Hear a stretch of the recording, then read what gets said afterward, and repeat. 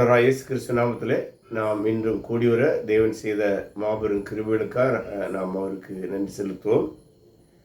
நாம் இயேசு கிறிஸ்துடைய வாழ்க்கை மற்றும் அவருடைய போதனைகளிலிருந்து நாம் கடந்த பல வாரங்களாக கற்று வருகிறோம். குறிப்பாக சென்ற ஓரிரு வாரங்களிலே இயேசு கிறிஸ்து தன்னுடைய ஊழியத்தினுடைய கடைசி வாரத்தில் போதித்த செய்த நிகழ்வுகளை நாம் தொடர்ந்து தியானித்து வருகிறோம். அந்த விதத்திலே நாம் சென்ற வகுப்பிலே கூட பஸ்கா ஆசரிப்பை குறித்து படித்திருந்தோம். பஸ்காவை ஆயத்தப்படுத்துவதற்கு தன்னுடைய சீடர்களிடம் அவர்கள் சொன்னார்கள்.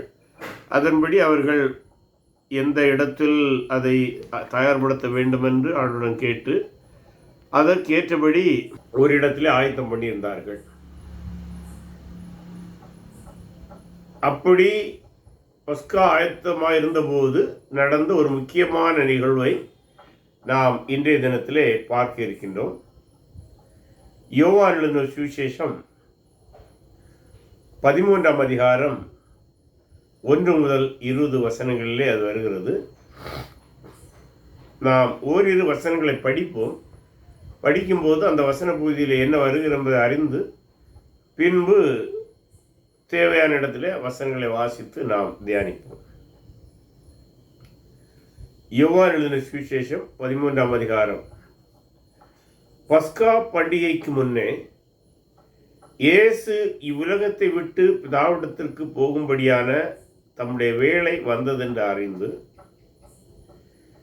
தாம் இவ்வுலகத்தில் இருக்கிற தம்முடைய இடத்தில் அன்பு வைத்தபடியே முடிவு பரியந்தமும் அவரிடத்தில் அனுபவித்தார். சீமோனின் குமாரனாகிய யூதாஸ் காரியத்து அவரை காட்டிக் கொடுக்கும்படி பிசாசானவன் அவன் இருதயத்தை தூண்டின பின்பு அவர் போஜனம் பண்ணி கொண்டிருக்கையில் தம்முடைய கையில் எல்லாவற்றையும் ஒப்புக் கொடுத்தார் என்பதையும் தாம் தேவனிடத்திலிருந்து வந்ததையும் தேவனிடத்திற்கு போகிறதையும் இயேசு அறிந்து போஜனத்தை விட்டெழுந்து வஸ்திரங்களை கழற்றி வைத்து ஒரு சீலையை எடுத்து அறையிலை கட்டிக்கொண்டு பின்பு பாத்திரத்தில் தண்ணீர் வார்த்து சீஷருடைய கால்களை கழுவவும் தாம் கட்டிக்கொண்டிருந்த சீலையினால் துடைக்கவும் தொடங்கினார். அதாவது இந்த 13ஆம் அதிகாரத்தில் முதல் வாக்கியம்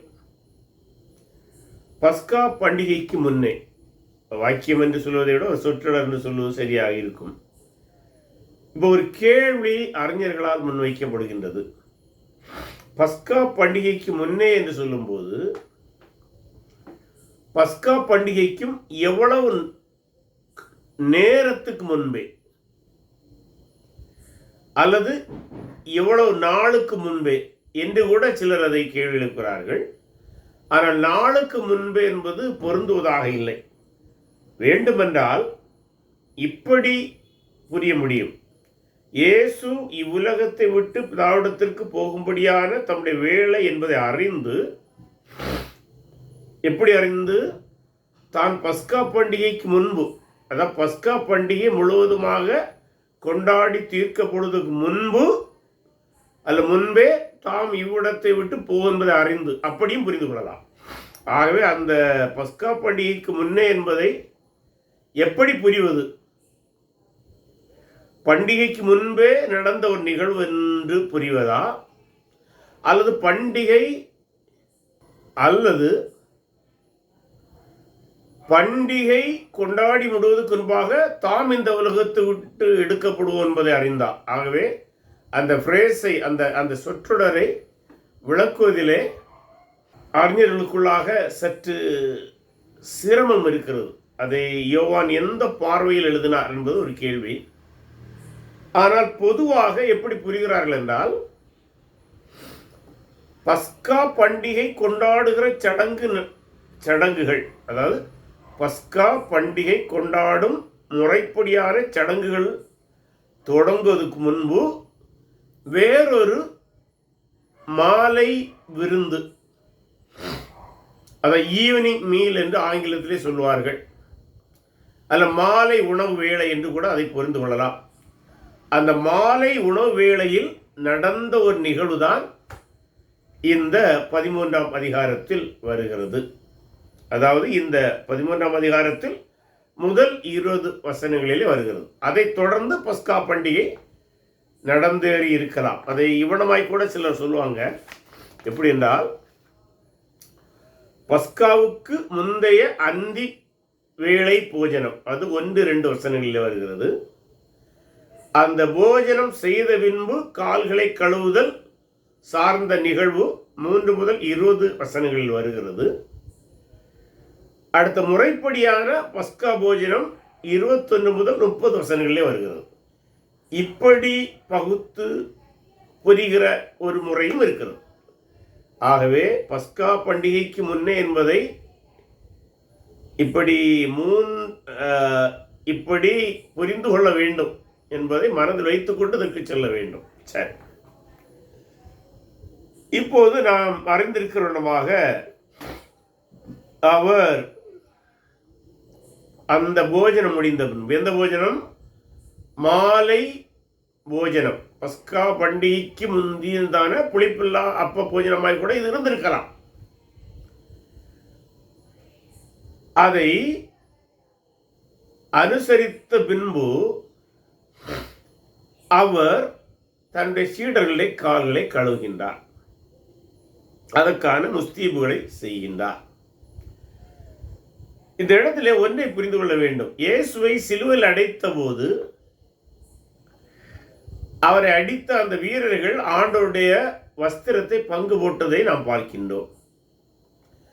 அது விலையேறப்பட்ட ஒரு வஸ்திரமாக இருந்தது. அதாவது இணைப்பு இல்லாமல் செய்யப்பட்ட வஸ்திரம். பொதுவாக அன்றைக்கு வஸ்திரங்களை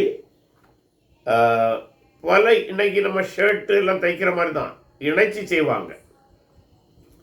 பல துண்டுகளாக வெட்டி பின்பு தைத்து இணைப்பார்கள். அப்படிதான் அன்றைக்கு வஸ்திரங்கள் செய்யப்பட்டன. ஆனால் ராஜகுலத்தவர் அணிகின்ற வஸ்திரங்கள் அல்ல, ராஜா அணிகின்ற வஸ்திரம் மிக விலை உயர்ந்ததாக, தரம் மிகுந்ததாக இருக்கும். அது ஒரே நெய்வாக நெய்யப்பட்டிருக்கும். அதனால தான் அதுக்கு விலையும் கூடுதல். அது பொதுவாக ராஜாக்கள் தான் அணிவார்கள் அல்லது உயர்குலத்தவர் அணிவார்கள். அன்றைய தினத்தில் இயேசு அந்த ஆடை தான் அணிந்திருந்தார். அதனால்தான் சிலுவையில் அது பங்கிட போடப்பட்டது. ஆனால் ஏன் இதை நாம் இங்கே சொல்லுகிறோம் என்றால், அந்த ராஜ வஸ்திரம் தரித்த இயேசு அந்த வஸ்திரத்தை கழற்றி வைத்துவிட்டு அடிமைகள் அணியும் ஆடையை அணிந்து கொண்டு அந்த வேலையை ஆரம்பிக்கின்றார். எந்த வேலையை? கால்களை கழுவும். நமக்கு தெரியும், இயேசு தேவாதி தேவன். ஆகவே அவர் தேவனாக இருந்தும் கால்களை கழுவினார். அவர் ராஜாவாக இருந்தும் கால்களை கழுவினார். அவர் தலைவராக இருந்தும் கால்களை கழுவினார். அவர் போதகராக இருந்தும் கால்களை கழுவினார். அதுக்கு முக்கிய காரணம் உண்டு.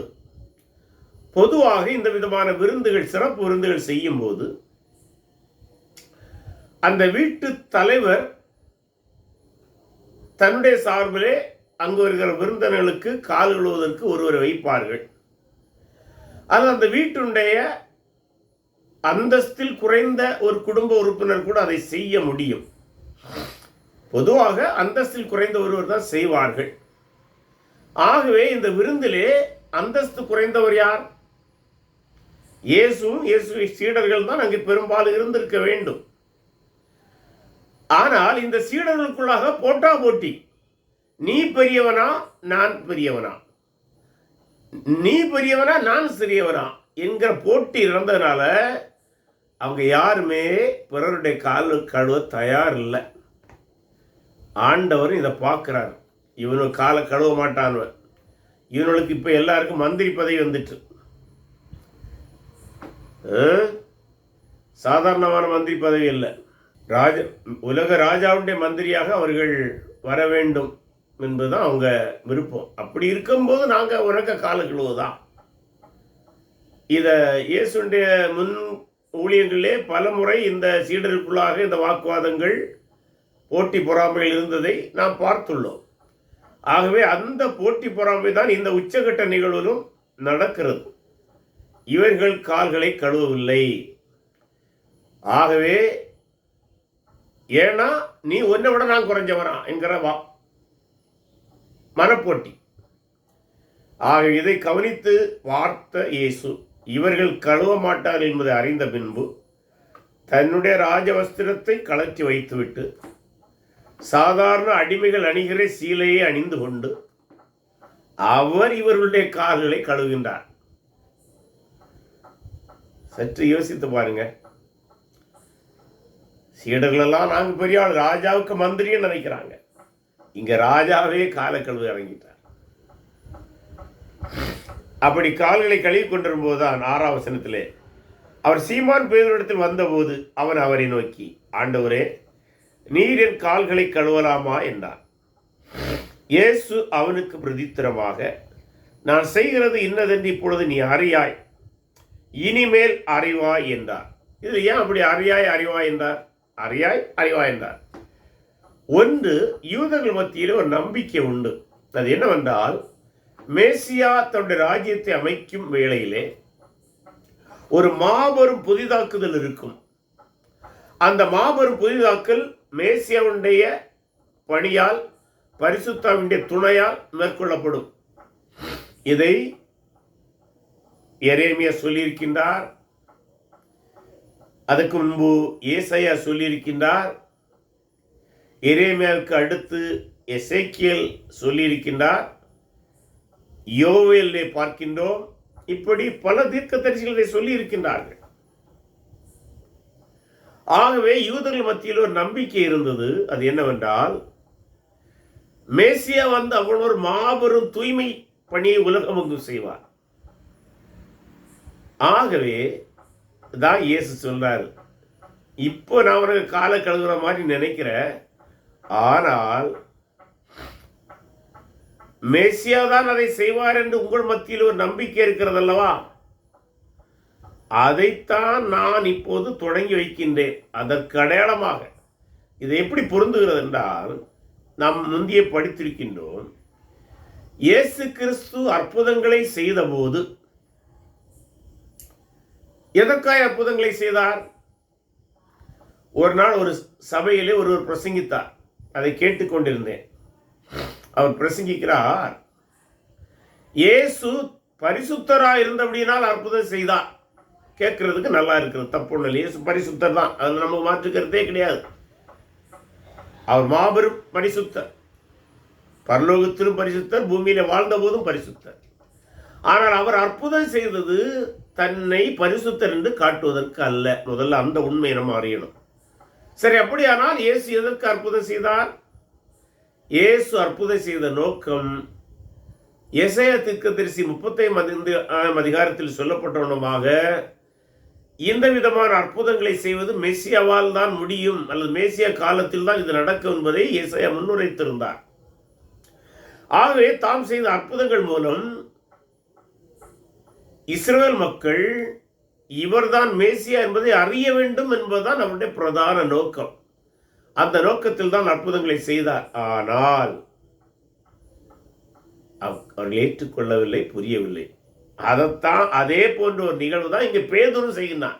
நீ அறியாய், ஆனால் அறிந்து கொள்வாய். எதை அறியாய்? நான் தான் அந்த மாபெரும் புதுப்பித்தலை யூதர்களாகிய இஸ்ரவேலர்களாகிய நீங்கள் எதிர்பார்த்து கொண்டிருக்கின்ற மாபெரும் புதுப்பித்தலை, அதாவது ஏசாயா, எரேமியா, எசேக்கியேல், யோவேல் போன்ற இன்னபிற தீர்க்கதரிசிகள் முன்னிறைத்த மாபெரும் உலகளாவிய பரிசுத்தாவினால் உண்டாக்குற புதுப்பித்தலை என்னால், என்னுடைய ஆட்சியிலே, எனது தலைமையில் தான் நடைபெறும் என்பதை நீ அப்போது அறிந்து கொள்வாய்.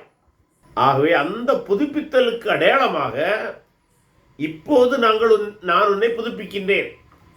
அப்போது 8ஆம் வசனம், பேதுரு அவரை நோக்கி, நீ ஒரு கால்களை கொள்ளப்படாது, இன்னும் விடல என்றான். இயேசு அவனுக்கு பிரதித்திரமாக, நான் உன்னை கழுவாவிட்டால் என்னிடத்தில் உனக்கு பங்கில்லை. இங்க முக்கியம், பரிசுத்தாவியினுடைய புதுதாக்குதல், மேசியாவுடைய புதுதாக்குதல் ஒரு மனிதனுக்குள்ளாய் நடைபெறவில்லை எனில் அந்த மனிதனுக்கு கிறிஸ்துவோடு பங்கில்லை, கிறிஸ்துவின் ராஜ்யத்திலும் பங்கில்லை. முதல் ரொம்ப தெளிவாக இருக்கணும்.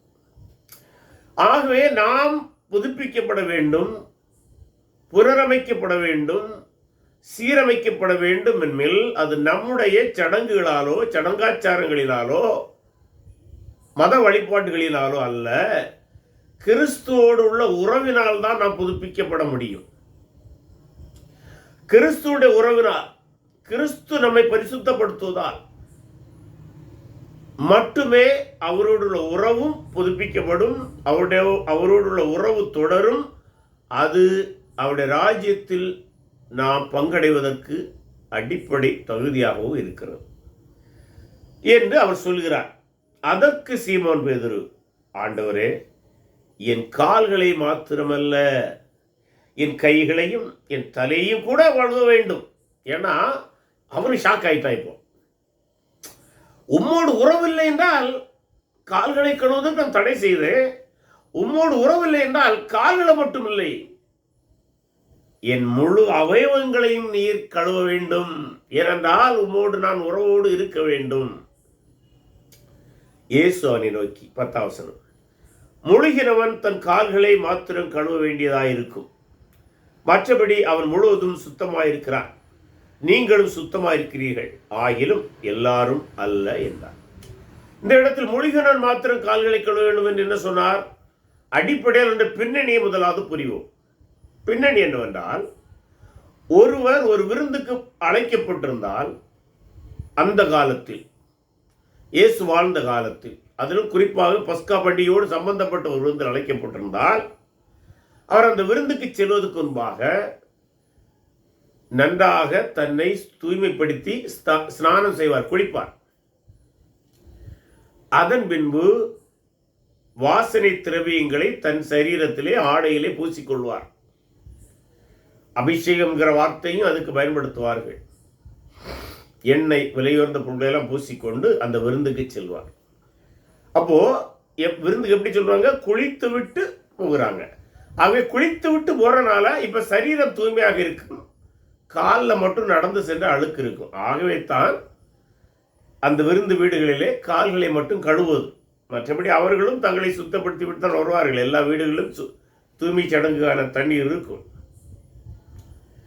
ஆகவே அதனால தான் இயேசு சொல்றாரு, மொழிகினவன் கால்களை மட்டும் கழுவினால் போதும் என்று சொல்கிறார்.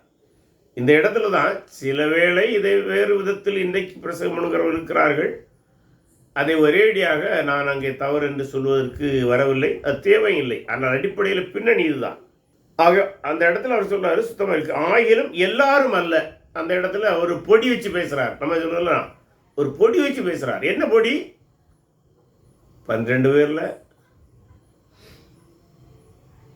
நீங்கள் ஸ்நானம் பண்ணீர்கள், கால்களை கழுவினேன், ஆனாலும் எல்லாரும் அல்ல.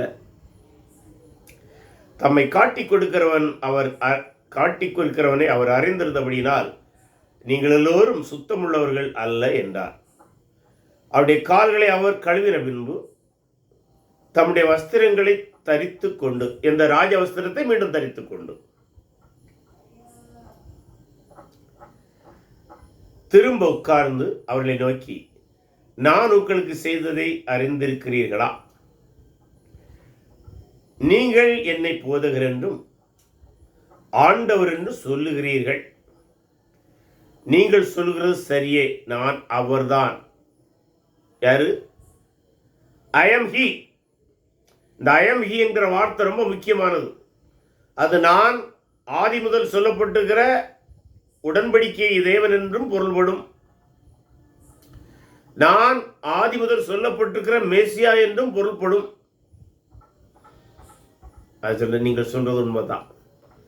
ஆண்டவரே, யூ ஆர் அவர் லார்ட் என்று அறிக்கையிடுறாங்க, யுவர் மாஸ்டர். பொதுவாக அது மேசியாவை குறிக்கிற ஒரு பதம். ஆகவே அந்த பதத்தை நீங்கள் சொல்லுகிறீர்கள், அது மெய்தான். எப்போ? நல்லா புரிஞ்சுடுங்க, ராஜ வஸ்திரத்தில் இருந்து கொண்டு அதை சொல்லுகின்றார். ராஜாவுடைய ஒரு ஆடை, உயர்குலத்தவர் அணிகின்ற ஒரு ஆடை அணிந்து கொண்டு சொன்னார், நீங்கள் சொல்வது மெய்தான்.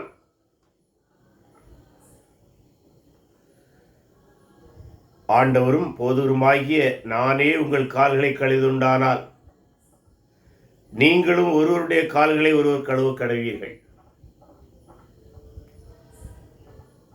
நான் உங்களுக்கு செய்தது போல நீங்களும் செய்யும்படி உங்களுக்கு மாதிரியை காண்பித்தேன்.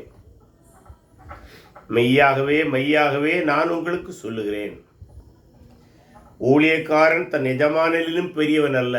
எதுக்கு சொல்றார் தெரியுமா? இது மறைமுகமாக அவர்களை கடிந்து விடுகிறார். ஏன்னா அவங்களுக்குள்ள போட்டி போடாமல் இருந்ததல்லவா. நீ சின்னவனா, நான் பெரியவனா, யார் பெரியவர், யார் காலை கொள்வது. ஆகவே அங்கே அதை மறைமுகமாக அங்கே சுட்டி காட்டுகிறார். ஊழியக்காரன் தன் எஜமானிலும் பெரியவன் அல்ல, அனுப்பப்பட்டவன் தன்னை அனுப்பினவரிலும் பெரியவன் அல்ல. யார் பெரியவன் என்பது பிரச்சனை அல்ல, பணி செய்வது யார் என்பதுதான் பிரச்சனை. நீங்கள் இவைகளை அறிந்திருக்கிறபடியால் இவைகளை செய்வீர்களானால் பாக்கியவன்களாயிருப்பீர்கள். உங்கள் எல்லோரையும் குறித்து நான் பேசவில்லை, நான் தெரிந்து கொண்டவர்களை அறிவேன். ஆகிலும் வேத வாக்கியம் நிறைவேறத்தக்கதாக என்னுடனே அப்பம் புசிக்கிறவன் என் மேல் தன் குதிகாலை தூக்கினான். இது ஒரு தீர்க்க தரிசன நிறைவேறுதல் என்று கூட சொல்ல முடியும். அதாவது சங்கீதம் 49 நினைக்கின்றேன். சங்கீதம் 41:9, சங்கீதம் 41:9 படிப்போமா? என் பிராண சிநேகிதனும் நான் நம்பினவனும் என் அப்பம் புசித்தவனுமாகிய மனுஷனும் என்மேல் குதிகாலை தூக்கினான். ஆகவே இந்த வசனத்துடைய நிறைவேறுதல் என்றும் இதை அறிஞர்கள் சொல்கின்றார்கள். அது நடக்கும்போது நானே அவர் என்று நீங்கள் விசுவாசிக்கும் பொருட்டு. எது நடக்கும்போது? என்னோடு அப்பம் புசித்த ஒருவன் என்னை காட்டி கொடுத்து எனக்கு எதிரான செயலை செய்யும் போது அந்த சங்கீதம் முன்னறிவித்த நபர் நான் தான் என்று நீங்கள் அறியணும். அப்போ இன்னொன்று என்ன சொன்னாரு? பேதுருட்டே என்ன சொன்னாரு? நீ சிலது அறியல. ஆகவே இந்த நிகழ்வு நடக்கும்போது நீ அறியாததையும் அறிய வேண்டும். ஒன்று, ராஜாதான் நான், மேசியாதான் நான் என்பதை நீ அறிய வேண்டும். இந்த நிகழ்வு நடக்கும்போது அதை நீ தெளிவாக அறிய வேண்டும். நீ மட்டுமல்ல, எல்லா சீடர்களும் கூடத்தான் என்று சொல்லுகின்றார். அதனால்தான் அது நடக்கிறதுக்கு முன்பே சொல்றேன். அங்க சங்கீதக்காரன் தீர்க்க தரிசனமாய் சொன்னான், அந்த நிகழ்வு என்னுடைய வாழ்விலே உங்கள் முன்பாக நடக்கும். அதை காணும்போது நீங்க இன்னும் தெளிவா அறியணும். எப்படி அறியணும்? நான் தான் அவர். அதை எப்படி நீங்க அறியணும்? நான் தான் மேசியா என்று நீங்கள் அறியணும். நான் தான் ராஜ்யத்தை உங்களுக்கு தர வந்தவன் என்று அறியணும் என்று சொல்லுகின்றார். நான் அனுப்புகிறவனை ஏற்றுக்கொள்கிறவன் என்னை ஏற்றுக்கொள்கிறான், என்னை ஏற்றுக்கொள்கிறவன் என்னை அனுப்பினவரை ஏற்றுக்கொள்கிறான் என்று மெய்யாகவே மெய்யாகவே உங்களுக்கு சொல்லுவேன் என்று இந்த வசன பகுதியிலே ராஜா முன்மாதிரியாகிய காட்டிய அந்த ராஜ பணியை அவர் சொல்லுகின்றார். இந்த வசன பகுதியிலிருந்து நாம் கற்றுக்கொள்ள வேண்டியதான ஒரு தலைமைத்துவ கோட்பாடு, எந்த உயரிய பொறுப்பில் ஆண்டோர் நம்மை வைத்தாலும் நாம் சில வேளை சிறு பணிகளை செய்வதற்கு எந்தவித தயக்கம் காட்ட வேண்டிய தேவையில்லை. ராஜாவாகி அவரே அடிமை போல தன் உடன்பணியாளருடைய கால்களை கழுவ தயாராக இருப்பாரானால், ஆண்டவர் நம்மை உயர்ந்த பதவிகளிலே பொறுப்புகளை வைத்திருந்தாலும் நம்மால் இயன்றவரை நம்மோடு இருப்பவர்களுக்கும் சபைக்கும் ராஜ்யத்தின் பணியிலே நாம் செய்வதற்கு எவ்வித தயக்கமும் காண்பிக்க வேண்டிய தேவையில்லை என்று நாம் பார்க்கிறோம். அவனமாக இதனை தொடர்ந்து நாம் எந்த நிகழ்வு வருகிறது என்றால் 21 முதல் 30 வசனங்களிலே இயேசு இவைகளை சொன்ன பின்பு ஆவியிலே கலங்கி, உங்களில் ஒருவன் என்னை காட்டிக் கொடுப்பான் என்று மெய்யாகவே மெய்யாகவே உங்களுக்கு சொல்கிறேன் என்று சாட்சியாக சொன்னார். இதை கொஞ்சம் கூட அதை செய்தியை கொஞ்சம் எலாபரேட் பண்ணுறார், தெளிவாக சொல்கிறார். அப்பொழுது யாரை குறித்து பேசுகிறாரோ என்று சீசர்கள் ஐயப்பட்டு ஒருவரை ஒருவர் நோக்கி பார்த்தார்கள். அந்த சமயத்தில் அவருடைய சீசர்கள் இயேசுக்கு அன்பானவனாயிருந்த ஒருவன் இயேசுவின் மார்பிலே சாய்ந்து கொண்டிருந்தான். யாரை குறித்து சொல்கிறார் என்று விசாரிக்கும்படி சீமன் பேதுரு அவனுக்கு சைகை காட்டினான். அதாவது இப்போ அந்த முந்தின மாலை விருந்து முடிந்து விட்டது என்று கருதலாம். என்ன செய்கிறாங்க? இப்போ இந்த 21 30 வரை உள்ள வசனங்கள் நடக்கும்போது அந்த முறைப்படியான பஸ்கா ஆசரிக்கிறார்கள் என்று கருத இடம் உண்டு. யூதர்களுடைய வழக்கப்படி அவர்கள் பந்தி இருக்கின்றார்கள். இந்த பந்தி இருப்பில் என்ன நடந்தது என்றால், இயேசுக்கு பக்கத்தில் இப்போது இருப்பது யோவான், வலது பக்கத்தில் இருக்கின்றார். யூதாஸ் அவருக்கு இடது பக்கத்தில் இருக்கின்றார். இவருடைய எதிர் வரிசையில் பேதுரு இருக்கின்றார். இப்போ இந்த உரையாடல் போகும்போது பேதுரு அங்கிருந்து தனக்கு எதிராக இயேசுக்கு வலது பக்கத்தில் இருந்த யோவானுடன் ஒரு சைகை காட்டுறான். என்ன சைகை என்றால், யாருன்னு கேட்டுப்பான். ஏன்னா இயேசு அதை பூடகமாக சொல்லுறாங்களவா, பேதுருக்கு அந்த பேர் அறிஞ்சிடணும். இவங்க எல்லாம் கேட்குறாங்க, நானா. அந்த சமயத்தில் அவருடைய சீலை இயேசு அன்பார்ந்த ஒருவன் இயேசுவின் மார்பிலே சாய்ந்து கொண்டிருந்தான். வலது பக்கமாக இருந்து இயேசுக்கு பக்கத்தில் சாய்ந்திருக்கிறான். யாரை குறித்து சொல்கிறார் என்று விசாரிக்கும்படி சீமான் பேதுரு அவருக்கு சைகை காட்டினார். அப்படி காட்டுறான். எப்படியோ அவங்க புரிஞ்சு கொண்டாங்க. அப்பொழுது அவன் இயேசுவின் மார்பிலே சாய்ந்து கொண்டு, ஆண்டவரே அவர் யாருன்னா மெதுவாக தான் கேட்குறான், சத்தம் போட்டு கேட்கல. ஏன்னா இதிலே சாய்ந்து கொண்டு அவன் யாரு அப்படி கேட்டிருப்பான்.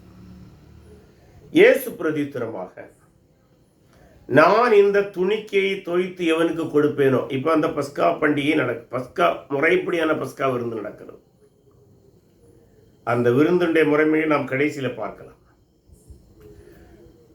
அந்த தோய்த்து எவனுக்கு கொடுப்பேனோ அவன்தான் என்று சொல்லி துணிக்கை தோய்த்து சீமோனின் குமாரனாகிய யூதாஸ் காரியத்துக்கு கொடுத்தான். யூதாஸ் காரியத்தை இடது பக்கம் இருக்கிறான். இவன்கிட்ட வலது பக்கம் இப்படி சொல்லிட்டு அந்த பஸ்கா அப்பத்தை எடுத்து இவன்கிட்ட கொடுக்குறான். இப்போ யாருக்கு புரிஞ்சிட்டு? யோவானுக்கு புரிஞ்சிட்டு. இதுதான் நிகழ்வு. அந்த துணிக்கு அவன் வாங்கின பின்பு சாத்தான் அவனுக்குள் புகுந்தான். அப்பொழுது இயேசு அவனை நோக்கி, நீ செய்கிறதை சீக்கிரமாய் செய்யண்டார். அவர் இப்படி அவனுடனே சொன்னதின் கருத்தை பந்தியிருந்தவை ஒருவனும் அறியவில்லை.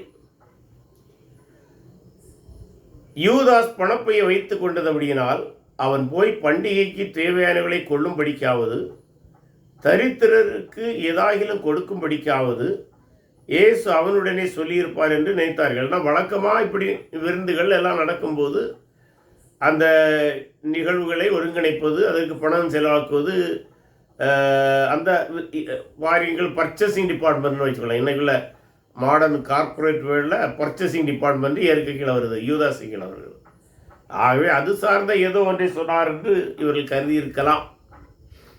ஆனால் இயேசு என்ன சொன்னார் என்று இயேசுக்கு தெரியும், யூதாஸுக்கும் தெரியும். யூதாஸும் அதை குறிப்பால் உணர்ந்திருக்கலாம்.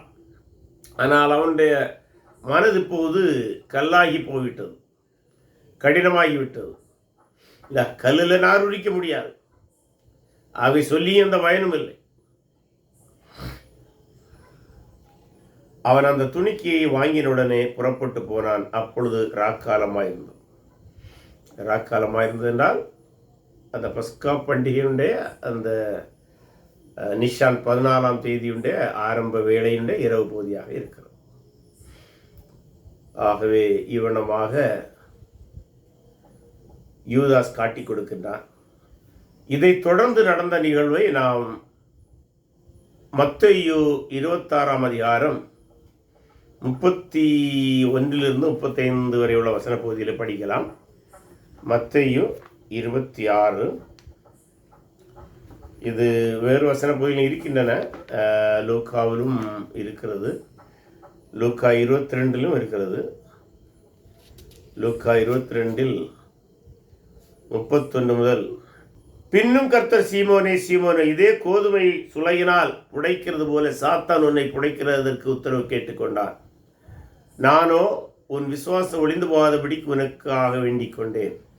நீ குணப்பட்ட பின்பு உன் சகோதரியை ஸ்திரப்படுத்து என்றான். அதற்கு அவன், ஆண்டவரே, காவலிலும் சாவிலும் உம்மை பின்பற்றி வர ஆயத்தமாயிருக்கிறேன் என்றார். அவர் அவனை நோக்கி, பேதுருவே, இன்றைக்கு சேவல் கூறுவதற்கு முன்னே நீ என்னை அறிந்திருக்கிறதை 3 தரம் மறுதலிப்பா என்று உனக்கு சொல்கிறேன் என்றார். இவ்வளமாக அந்த நிகழ்ச்சி செய்கிறது. அதாவது இதில் ஒரு ஒரு ஒரு ஒரு ஒரு அயானி அல்லது ஒரு ட்விஸ்ட் இருக்குன்னு சொல்லலாம். என்னன்னா, யூதாஸ் காட்டி கொடுப்பாருன்னு சொன்னாச்சு. மிச்சம் இருக்கிறது 11 பேர். இப்போ இந்த 11 பேருக்கு ஒரு பெருமை வந்துட்டு வந்திருக்கலாம் ஒவ்வொரு ஆளுக்கு மனசுக்குள்ள. நாங்கள் எல்லாம் சூப்பர் என்ன சொல்றாரு தெரியுமா? அவன் காட்டி கொடுப்பான், நீங்க 11 பேரை என்ன மறுதளிப்பீங்க. அதுல பேதுரு நீ தான் அதுல முதல்ல இருப்ப, ஃபர்ஸ்ட் பிரைஸ் உனக்கு தான், நீ 3 தடவை மறுதளிப்ப. இப்படி ஆண்டவராய் இயேசு கிறிஸ்து அந்த பண்டிகை நாளிலே, பஸ்கா பண்டிகையின் போது தன்னுடைய சீடர்களோடு உரையாடின நிகழ்வுகளை நாம் பார்த்தோம். இதில் இன்னொரு கூடுதல் தகவலோடு இதை நாம் முடித்துக்கொள்வோம். அந்த பஸ்கா விருந்தை எப்படி சாப்பிடுவார்கள் அந்த முறையை நாம் பார்த்தோம். இதற்கு முன்பு பஸ்கா முந்தின வகுப்பிலே பஸ்காவை எப்படி முன் தயாரிப்பார்கள், அந்த 7 நாள் காலங்களிலே என்னென்னமான அந்த பஸ்கா நிற்கிற சடங்குகள் முன்னால் ஆயத்தம் செய்வாங்க, 7 நாட்கள் இதெல்லாம் செய்வாங்கன்னு பார்த்தோம். இன்றைக்கு அந்த விருந்தை எப்படி பரிமாறுவார்கள் என்பதை பார்த்தோம். முதலாவது நாம் பார்த்தோன்னமாக எல்லோரும் தங்களுடைய குளித்து சுத்தமாகி அந்த பலியாடுகளை எல்லாம் தயாராகி வைத்துவிட்டு தங்களுடைய இருக்கையில் அமர்ந்து கால்களை கழுவுவார்கள். பின்பு ஒரு ஆசீர்வாத ஜெபம், பெனடிக்ஷன் அல்லது பிளஸ்ஸிங் ஏறெடுக்கப்படும். அந்த ஜெபத்தை அந்த மாஸ்டர் ஆஃப் த செரிமோனி அல்லது அந்த தலைவர் செய்வார், அல்லது அவருடைய விருப்பத்தின்படி யாரும் செய்யலாம். குடும்பத் தலைவர் தான் பொதுவாக செய்வார், அல்லது விருந்தினுடைய தலைவர் பெரியவர் செய்வார். அந்த ஜெபம் செய்த பின்பு திராட்சரசம் பருகுவார்கள். ஒரு கப்பில் திராட்சரசம் குடிப்பாங்க. அந்த திராட்சரசம் குடித்தவுடன் மீண்டும் அந்த விருந்தை பரிமாறும் தலைவர் அல்லது குடும்பத் தலைவர் அல்லது அந்த முக்கியமான நபர் ஒரு பாத்திரத்திலே கொஞ்சம் தண்ணீரை எடுத்து தன்னுடைய கைகளை கழுவிவிட்டு அவரே அந்த பாத்திரத்தை எல்லோரும் ஒரு ஜெபத்தை உச்சரித்தோன்னமாக ஒவ்வொருவர் இருக்கிற இடத்திலும் சென்று அவரவருடைய கைகளை அந்த பாத்திரத்திலே கழுவுவார்கள். இது 3வது நிகழ்வு. 4வது, இந்த கைகளை கழுவின பின்பு கசப்பான கீரையை அதற்குரிய அந்த என்னது சாஸ்ன்னு சொல்றாங்கல்ல, அது போன்ற கூழ் என்று கூட வைத்துக் கொள்ளலாம், அதில் முக்கி முதலாவது சாப்பிடுவார்கள். இது 4வதாக செய்வார்கள். அந்த கசப்பான கீரையை அந்த சாறிலே தோய்த்து சாப்பிட்ட பின்பு அந்த பஸ்கா அடிக்கப்பட்ட ஆட்டை உணவாக தயாரித்து வைத்திருப்பார்கள் அல்லவா, அந்த ஆட்டுடைய மாமிசம் ஒவ்வொருவருக்கும் பரிமாறப்படும். அதை அவர்கள் சமைப்பார்கள், சாப்பிடுவார்கள். 6வதாக ஒரு வாழ்த்து ஜெபம். அந்த பஸ்கா ஆட்டுடைய மாம்சத்தை எல்லோரும் கொஞ்சம் சாப்பிட்டோன்னே ஒரு வாழ்த்து ஜெபத்தை மீண்டும் செய்வார்கள். அந்த ஜெபத்தோடு 2ஆம் முறையாக கசப்பிக்கீரையை மீண்டும் சாப்பிடுவார்கள். அப்போ அந்த ஆட்டை சாப்பிடுவதற்கு முன்பாகவும் கசப்பு கீரை, ஆட்டு மாம்சத்தை சாப்பிட்ட உடனடியாகவும் கசப்பு கீரையை அவர்கள் சாப்பிடுவார்கள். அந்த கசப்பு கீரை சாப்பிட்ட உடனடியாக 7வதாக 2ஆம் முறை ஒரு கப்பில் எல்லாருக்கும் ரசம் பரிமாறப்படும். அந்த 2ஆம் முறை ரசம் பரிமாறப்படும் போது இந்த பஸ்கா பண்டிகையினுடைய வரலாறை சொல்லி அங்கு இருக்கிறவர்கள் கேள்வி எழுப்புவார்கள். சிறு குழந்தைகள் அப்போதான் அந்த வரலாறை அவங்க கற்றுக் கொடுப்பாங்க. ஏன் நம்ம இப்படி செய்கிறோம், எதுக்கு இந்த ஆடு அடிக்கப்பட்டது, எதுக்கு இப்போ கசப்பு கீரை, என்று கேள்விகள் கேட்கும்போது அதற்குரியவர் அந்த வரலாற்று நிகழ்வுகளோடு அதை அவங்களுக்கு கற்றுக் கொடுப்பார். கேள்வியும் பதிலுமாக போய்கொண்டே இருக்கும், உணவும் போய்கொண்டே இருக்கும். அது முடிந்த பின்பு ஒரு ஸ்தோத்திர பாடல். இது சங்கீதம் 113 114 பாடுவார்கள். சங்கீதம் 113 114 ஸ்தோத்திர பாடலாக பாடி அத்தோடு ஒரு ஆசீர்வாத ஏறெடுக்கப்படும். ஆசீர்வாத ஜெபம் என்று சொல்லலாம். ஆசீர்வாத ஜெபம், வாழ்த்து ஜெபம் ஏறெடுக்கப்படும்.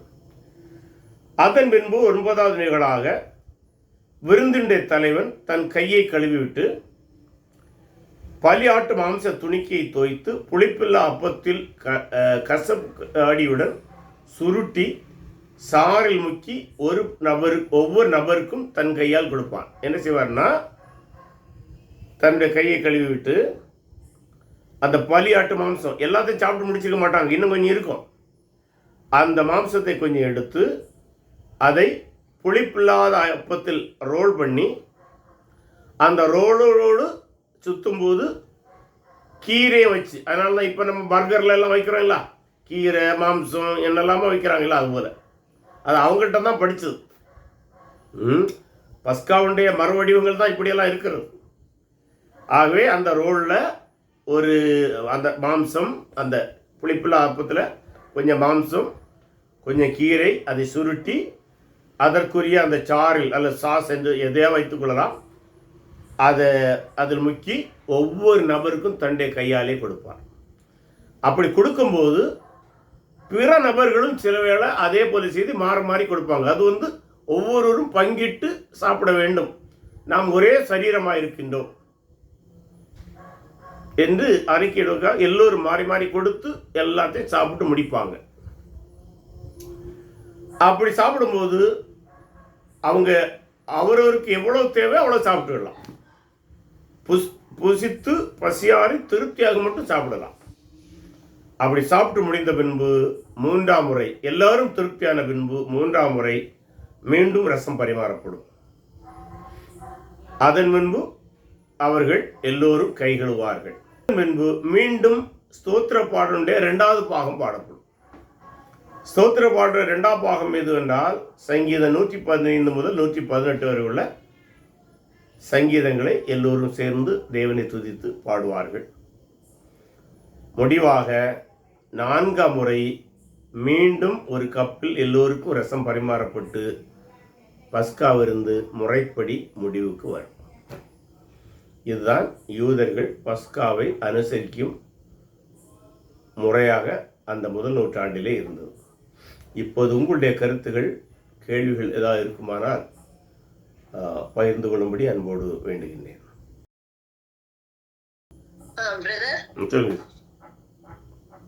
அதாவது இங்க ஏற்கனவே யூதாஸ் ஆண்டவரை காட்டி கொடுக்கணும்ன்ற ஒரு ப்ரீ பிளானோட தான் இங்க உக்காந்து இருக்கும்போது, அதுக்கப்புறம் அந்த பந்தியை எடுத்ததுக்கு அப்புறம் தான் சாத்தான் புகுந்தான்னு சொல்லி வசனத்துல இருக்குங்க. ஆமா, அது எப்படிங்க?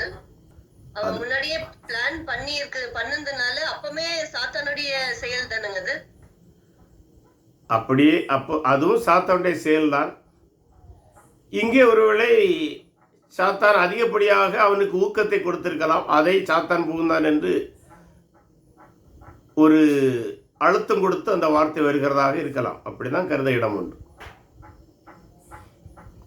அதுவரை மாம்சத்தில் செய்திருக்கலாம், இப்போது சாத்தானே அதுக்கு துணையாக இருக்கிறார் என்றும் புரிந்து கொள்ளலாம். இன்னொன்னு, ஆண்டவருடைய அந்த பந்தி ஆண்டவருடைய மாம்சத்தையும் ரத்தத்தையும் ஆண்டவர் அது உங்களுக்கு சொல்லி கொடுக்கும் போது, அதை புசிக்கும் போது ஆண்டவருடைய வார்த்தையும் அவனை உணர்த்தி இருக்கலாம் இல்லைங்களா?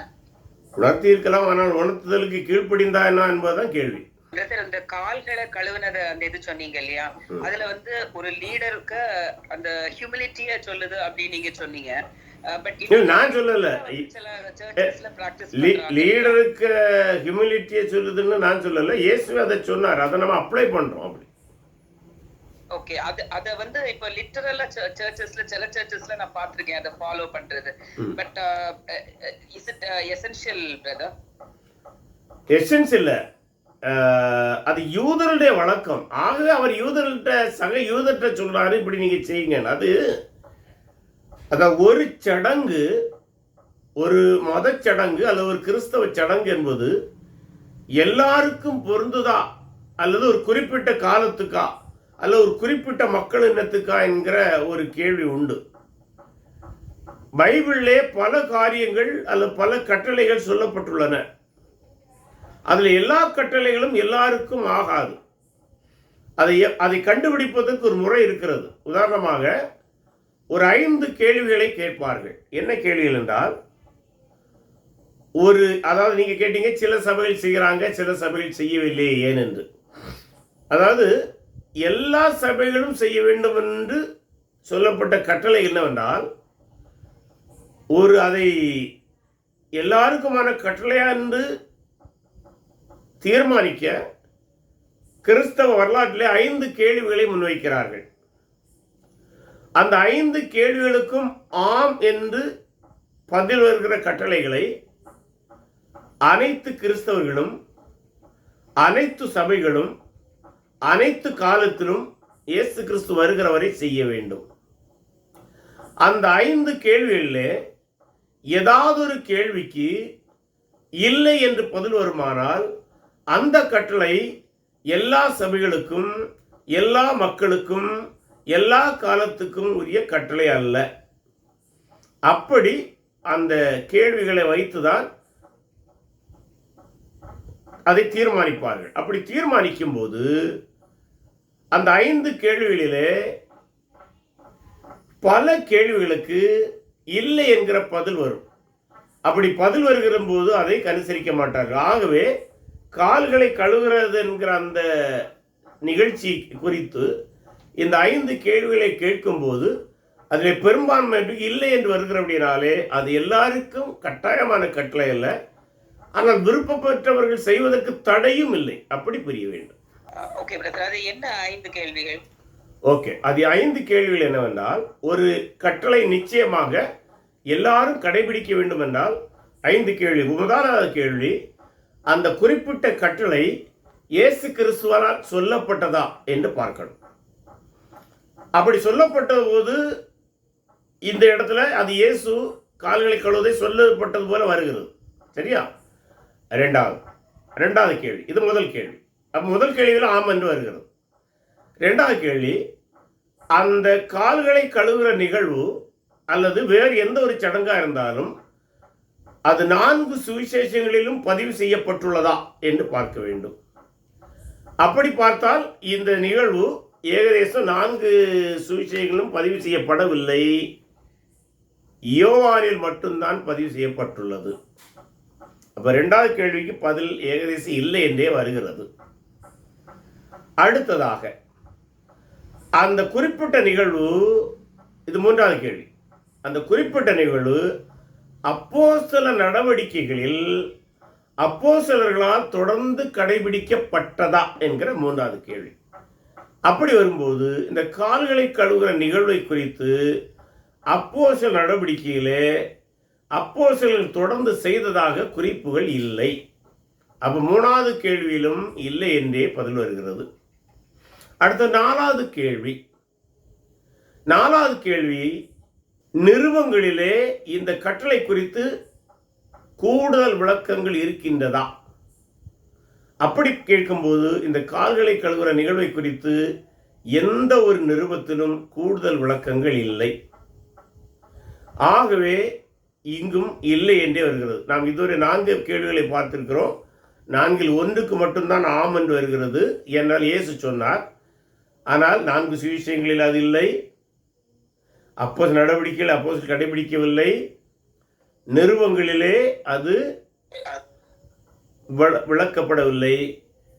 5வது கேள்வி, முதல் நூற்றாண்டு ஆதி சபை, குறிப்பாக புறஜாதிகள் சபை அதை கடைபிடித்ததா என்று பார்க்கும்போது புறஜாதி சபைகள், அதாவது யூதர் அல்லாத சபைகள் இதை கடைபிடித்ததாக வரலாறு பதிவு செய்யவில்லை.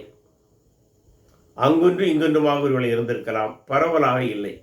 ஆகவே இந்த 5 கேள்விகளிலே 4 கேள்வி இல்லை என்றே பதில் வருகிறபடினாலே கால்களை கழுவுகிற நிகழ்வு ஒரு கட்டாய உபதேசம் அல்ல. மாறாக விரும்பினோர் அதை செய்வதற்கு தடையும் இல்லை. இப்போது உங்களுக்கு நீங்கள் கேட்டனால இன்னொரு கேள்வி. இப்போ ஞான ஸ்நானம் கொடுக்குறோம், இதை குறித்து பார்ப்போம். இதே 5 கேள்வி நாம் ஞான ஸ்நானத்துக்கு அப்ளை பண்ணுவோம். ஞான ஸ்நானத்தை குறித்து இயேசு சொன்னாரா? ஆம். ஞான ஸ்நானத்தை குறித்து சுவிசேஷங்கள் பதிவு செய்கின்றதா? 4 சுவிசேஷங்கள் பதிவு செய்கின்றன. ஆம். ஞான ஸ்நானத்தை அப்போஸ்தலர் நடவடிக்கையிலே அப்போஸ்தலர்கள் தொடர்ந்து கடைபிடித்தனரா? ஆம். ஞான ஸ்நானம் குறித்து நிருபங்களிலே விளக்கம் இருக்கிறதா? ஆம். ஞான ஸ்நானத்தை ஆதி சபைகள், குறிப்பாக புறையின சபைகள் கடைபிடித்தனவா? ஆம். 5 கேள்விக்கு மாம் என்று வருகிறது. ஆகவே ஞான ஸ்நானம் எல்லா காலத்திலும் எல்லா சபைகளும் எல்லா கிறிஸ்தவரும் செய்ய வேண்டியதாக இருக்கிறது. இதுபோல இந்த 5 கேள்விக்கு நீங்கள் திருவிருந்து கேட்டாலும் வரும், கர்த்தருடைய பந்திக்கு வரும். ஆகவே கர்த்தருடைய பந்தியும் ஞான ஸ்நானம் கட்டாயமானது.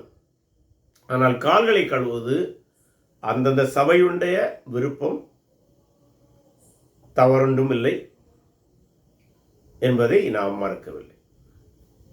ஆனால் கட்டாயமான ஒன்று அல்ல. விரும்பி செய்கிறவர்களை நாம் தடுக்க வேண்டிய தேவையும் இல்லை. நான் கூட சில சபைகளில் போகும்போது என்ன சண்டே மெசேஜ் கூப்பிட்டுருப்பாங்க. அன்றைக்கு கர்த்தருடைய பந்தியுடைய நாளாக இருக்கும். சிலர்களை கால் கழுகிற வழக்கம் அங்கே உண்டு. அவங்களுக்கு கால்களை கழுவ வேண்டுமானால் நான் கழுவி இருக்கிறேன். என்னுடைய கால்களை அவர்கள் கழுவியிருப்பார்கள். தடை பிரச்சனை இல்லை. ஆனால் அது கட்டாயமான சடங்கு என்று ஓகே பிரதர். பட் ஆனா ஜெனரலா நம்ம வந்து அப்ளிகேஷன் பாயிண்ட்ல எடுக்கும்போது ஹியூமிலிட்டியை மட்டும் நம்ம அங்க இயேசு கற்றுக் கொடுத்து, ஏன்னா அவங்களுக்குள்ள போட்டி போறாம நீ பெரியவனா நான் பெரியவனா, நீ சின்னவனா நான் சின்னவனா, யாரு காலைகள் அப்படி செய்தான் இருந்தாங்க. ஆகவே அவர்களுக்கு முன்மாதிரியாக கர்த்தருடைய ராஜ்யத்தில் யாரும் பெரியவன் அல்ல, நீங்க பணி செய்ய ஆயத்தமா இருங்க, அதுதான் நான் காட்டிட்டேன். ராஜாவை இருந்தாலும் நீங்க பணி செய்ய வேண்டும் இல்லையா?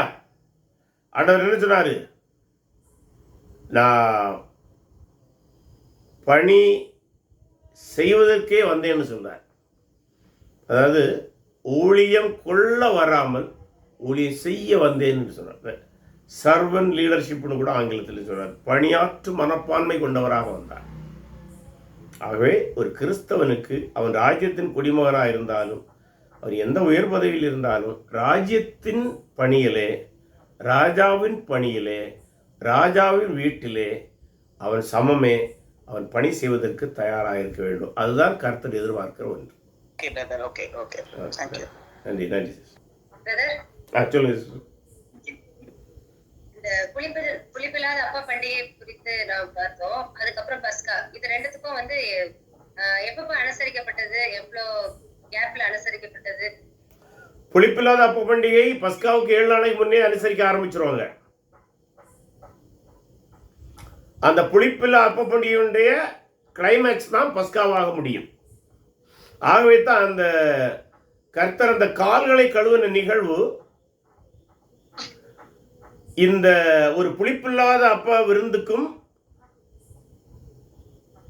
பஸ்கா விருந்துக்கு இடைப்பட்ட ஒரு நிகழ்வாகத்தான் அது வந்ததாக சில அறிஞர்கள், சில இல்ல பெரும்பான்மை அறிஞர்கள் கருதுகிறார்கள். இந்த லாஸ்ட் சப்பர்னு சொல்லி நம்ம பாக்குறோம்ல, கடைசியில வந்து ஆண்டவர் வந்து தன்னுடைய சீஷர்களோட வந்து இருக்கிறார்ல, அது வந்து இந்த கிளைமேக்ஸ் தான். கடைசியில தான் வந்து அதாவது அதே நாள்ல தான் இந்த ஈவினிங் மீல்ஸ் முடிச்சு காலு கழுவுன பின்பு பஸ்காவுக்கு போறாங்க. அப்ப வந்து புளிப்பில்லாத அப்பமும் இருக்கு. ஆமா, பஸ்காவில புளிப்பில்லாத அப்பம் தானே சாப்பிடணும். பஸ்காவிலும் புளிப்பில்லாத அப்பம் தான் சாப்பிடணும். அந்த பிட்டர் ஹர்ப்ஸோட சாப்பிடுறாங்க. ஆமா. அது ஏன் பிரதர் அந்த பிட்டர் ஹர்ப்ஸ் யூஸ் பண்றாங்க? அது இல்ல, அது பழைய ஏற்பாட்டிலே அதுக்கு சரியான விளக்கம் இருக்கிறது. அவங்க எகிப்தில் வாழ்ந்த கசப்பான வாழ்வை நினைவு கூறுவதுதான் அதனுடைய நோக்கம். சரி, இந்த புளிப்பில்லாத அப்ப பண்டிகை, இந்த பஸ்கா எல்லாமே வந்து ஆண்டவராய் இயேசு கிறிஸ்துவை குறிக்குது. ஆண்டவராய் இயேசு கிறிஸ்து தரப்போற மாபெரும் விடுதலையை குறிக்கிறது. எப்படி எகிப்திலிருந்து பஸ்கா பண்டிகை அவங்களுக்கு வரப்போற விடுதலை முன்னறிவித்ததோ, அதுபோல கிறிஸ்துவிலே வரப்போகிற அந்த மகிமையான விடுதலை, பரிசுத்த ஆவியினால் புதுதாக்கப்படுகிற விடுதலை, ராஜ்யம் கொடுக்கப்படுதல் அனைத்தையும் அவர் தருவார் என்பதை காட்டுகிறது. அது நாம் புரிந்திருக்கிறதை விட யூதர்கள் தெளிவாகவே புரிந்திருந்தார்கள். ஆனால் யூதர்கள் அதை புரிந்திருந்தார்கள், ஆனால் அது இயேசு கிறிஸ்து மூலம் கொடுக்கப்படுமா என்பதிலே தான் அவர்களுக்கு தெளிவில்லாமல் இருந்து கொண்டிருக்கிறார்கள். இப்ப வந்து இவங்க பஸ்கா வந்து அனுசரிக்கிறாங்க. அப்புறம் அன்னைக்கு வந்து நம்ம பார்த்தபடி, போன வாரம் நம்ம பார்த்தபடி ஆண்டவராகிய இயேசு கிறிஸ்து அந்த சிலுவையில வந்து அவர் அடிக்கப்பட்டு தொங்கிக் கொண்டிருக்கும் போது யூதர்கள் மத்தியில அந்த பஸ்கா வந்து நிறைய பேர் வந்து அனுசரிச்சுட்டு இருந்தாங்கன்னு சொல்லி நம்ம பார்த்தோம்ல. கலிலேயர்கள் அனுசரித்திருந்தார்கள், யூதேய மக்கள் அனுசரிக்கல. அவங்க அதுக்கு பிறகுதான் அனுசரிச்சாங்க. அதனாலதான் இயேசுவை சிறைபிடித்து கொண்டு போன யூத மத தலைவர்கள் அந்த பிலாத்து அரண்மனைக்குள்ள எல்லாம் போகல. ஏன்னா பஸ்கா அனுசரிக்கிற நாள்ல அவங்க புற இனத்தவருடைய வீடுகளுக்கு போகக்கூடாது. அதனால்தான் நிஷான் மாதம் 14ஆம் தேதி சாயங்காலம் ஆரம்பித்த உடனே கலிலேய பகுதி மக்கள் கொண்டாடுவாங்க. இயேசு கலிலேய பகுதியை சேர்ந்தவர். எருசலேமில் உள்ள யூத மத தலைவர்கள் அதே 14ஆம் தேதி முடியும் வேளையில் கொண்டாடுவார். ஆகவே தான் அந்த வித்தியாசம் இருக்கிறது. அப்புறம் இன்னொரு கேள்வி எனக்கு. சொல்லுங்க பிரதர். நீங்க சொன்னீங்கல்ல அந்த ராஜவஸ்திரம் தரித்து போஜனம் பண்ணிடுறாருன்னு சொல்லி. ஆமா, அனுசரித்து கலெக்டி முதல்ல கலெக்டி வைத்துட்டு மறுபடியும் முடிந்த பின்பு மறுபடியும் போட்டுட்டாரு. இப்போ கெத்செமனே தோட்டத்துல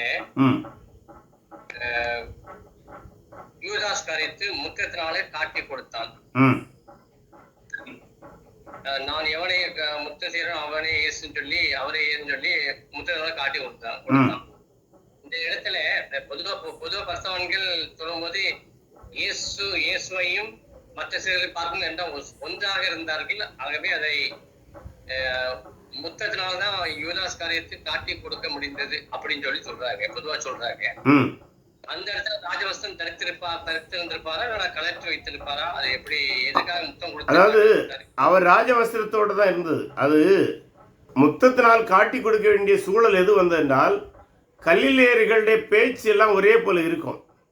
அப்ப ராத்திரி போய் அரெஸ்ட் பண்ண போறாங்க. அப்படி ராத்திரி அரெஸ்ட் பண்ணும்போது ஆளு மாறி அரெஸ்ட் பண்ணிட்டு வந்துடக்கூடாது. ஆளை மாறி அரெஸ்ட் பண்ணிட்டு வந்தா அதுவும் யூதர்களுடைய பார்வையிலே தவறு. ஆகவே சரியான ஆளை தான் அரெஸ்ட் பண்றோம் என்பதுக்கு உறுதிப்படுத்துவதற்கு தான் இவனுக்கு முத்தமே தவிர அதுக்கு ட்ரெஸ்ஸுக்கு அதுக்கும் சம்பந்தம் இல்லை. இல்ல இந்த 12 சீடர்கள் இயேசு கிறிஸ்து அவர் மத்திய இருக்கும் போது இயேசு கிறிஸ்து ராஜவஸ்திரம் தரித்திருக்கும் போது கொஞ்சம் கூட தெரியும் டிஃபரன்ஷியேட் பண்ண முடியும் இல்லையா? அப்படி இல்ல, ராஜவஸ்திரம் தரித்திருக்கிறது அதை கலட்டி பார்க்கும்போது தான் அதனுடைய அது ஒரே நெய்தல இருந்ததை கண்டுபிடிக்க முடியும். மற்றபடி தூரத்தில் இருந்தா அப்படி தெரியாது இல்லையா? பொதுவாக என்ன சொல்லுவாங்க, அந்த தியானிக்கும் போது டிவோஷனுக்கு சொல்லுவாங்க 12 அப்போஸ்தலர்கள் பின்பு கர்த்தர் இயேசு இருக்கும்போது டிஃபரன்ஷியேட் பண்ண முடியாத அளவுக்கு அவருடைய வாழ்க்கை அந்த முறை அப்படி இருந்தது, அந்த ட்ரெஸ் மற்ற எல்லாமே. அதனால யூதாஸ் காரியத்து முத்தம் கொடுத்து தான் காட்டி கொடுத்தாருன்னு சொல்லி தான் டிவோஷன் பண்றாங்க. இல்ல, அப்படி சொல்லுவார்கள். அது சொல்லுவதனால் தவறு இல்லை. அது ஒரு ஸ்பிரிச்சுவல் பார்வைதானே தவிர அல்லது ஆவிக்குரிய பார்வைதானே தவிர மற்றபடி நடைமுறையில் நடந்தது இதுதான். நாங்கள் தவறான ஒருவரை கைது செய்து சிக்கலில் மாட்டிடக்கூடாது. கரெக்டான ஆள, ஏன்னா இயேசு தப்பியும் செஞ்சு விடக்கூடாது. ஆகவே அந்த முத்தமிட்டு காட்டித்தா என்று சொன்னது இந்த பிரதான நோக்கம். கலிலேயர்கள் ஒரே போல தோற்றமளிப்பார்கள், அது சரி. ரெண்டாவது, தவறான நபரை பிடித்து விடக்கூடாது, இந்த மனிதர் தப்பி போயிடக்கூடாது. இந்த அடிப்படை சதித்திட்டத்தின் ஒரு அம்சம் தான்.